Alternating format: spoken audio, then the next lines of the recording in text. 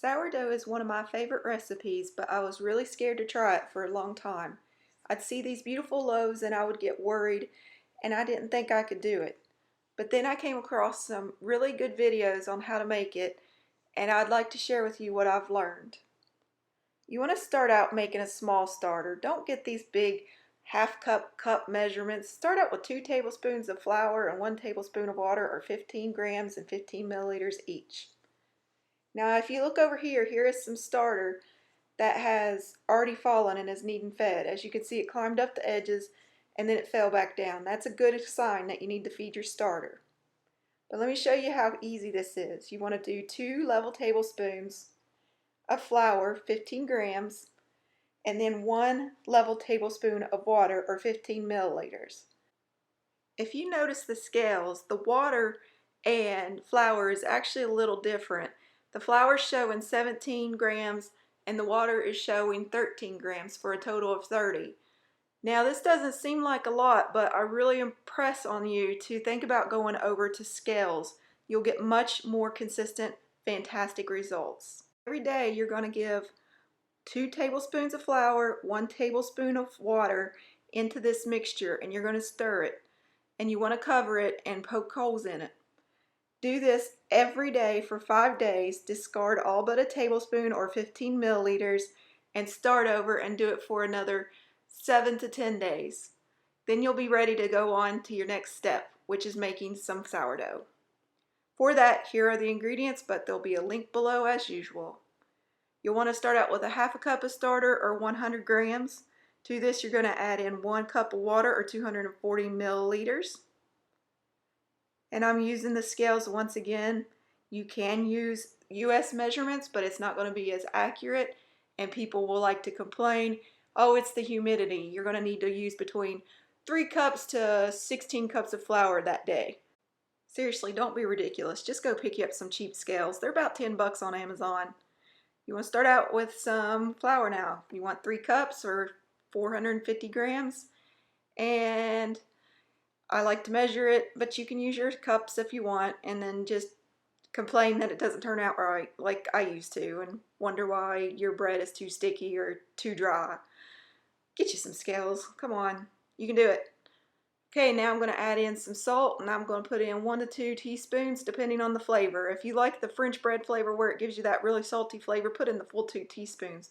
I usually put in about a teaspoon, teaspoon and a half. It's just a personal preference. You're all going to love this because it's really easy to make. You don't have to do any fancy work here. I'm going to use the back of a spoon. You can use your hands if you want. But basically, you're stirring this together till you get a shaggy dough. Shaggy dough sound weird to you? It sounds weird to me. Oh well.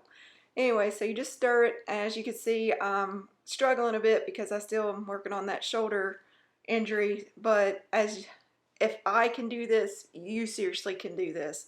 This is so awesome to learn how to make bread the no-knead method. It's basically letting the gluten develop overnight, which if you didn't know, helps make gluten so anybody can make bread, even those with physical limitations.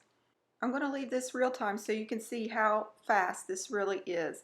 If you've ever tried to knead bread on your own, you're going to be like, why am I not doing the no-knead method? Also, you can use this with yeast that's store-bought. I do have a recipe for that, and I'll include a link below. Look at this, I'm done.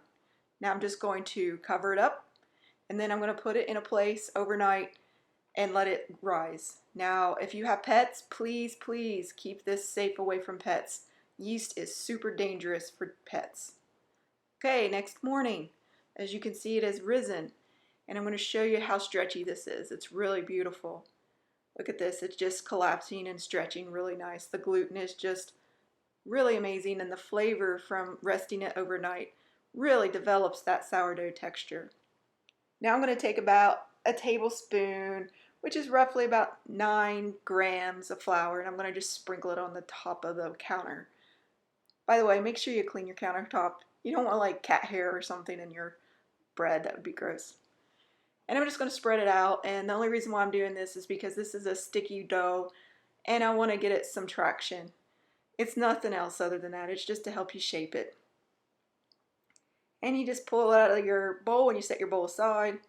and you want to get a 9 by 5 or a 23 by 13 centimeter pan and put it in front so you can get a kind of an idea of how wide to make this. And I'm going to show you just a basic how you fold down and then fold in and then fold in again.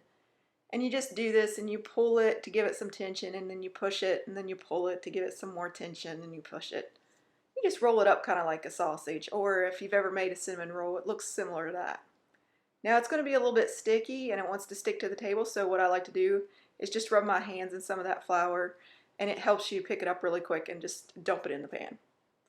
And then you remember that saran wrap you used earlier, get that back out and rub it around in the flour. Some people will tell you to spray it or oil it.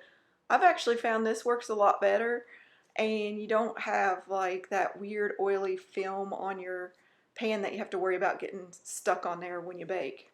And then you just cover it and you wait 2-3 hours until it rises to the top. Now I'm going to show you what may happen. You may kind of forget about it like I did, and it overproves a little bit. They will tell you on baking shows, oh, it's ruined, you overproofed your dough, it's terrible, you need to throw it out and start again. Please, please don't. All it does is make it a little less pretty.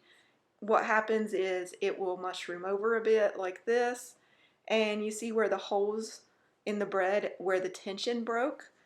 That is what overproving happens. Now what could happen is it could collapse on you if you're walking too heavily. So just take a little bit of steps, and if it does collapse, still bake it. It's still really good, I promise, I promise. You bake this in the oven for 45 minutes at 400 degrees Fahrenheit or 200 degrees Celsius. Look at it, it's gorgeous, even with the little holes. I think it's kind of rustic looking. It makes it look homemade. It's nice golden brown. If you tap on it, it's a really, really nice hollow sound. It's beautiful, guys. This is what realistically your bread's going to look like sometimes. Please don't stress if it looks like this. It honestly will still smell, taste, look amazing. You do want to wait about an hour or until it cools to cut it.